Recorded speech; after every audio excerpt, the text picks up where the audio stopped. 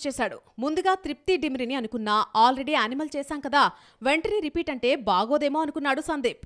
క్యారెక్టర్కు Deepika perfect అవుతుందని ఆమెను సంప్రదించాడు.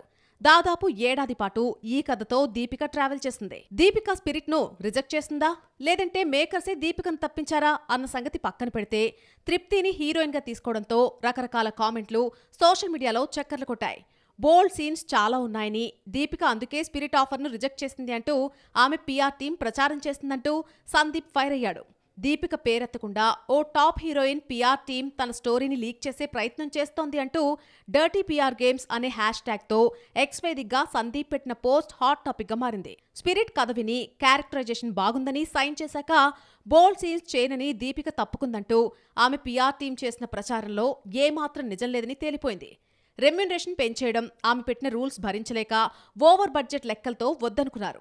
ఈ విషయాన్ని నిర్మాతల్లో ఒకరైన ప్రణయ్ రెడ్డి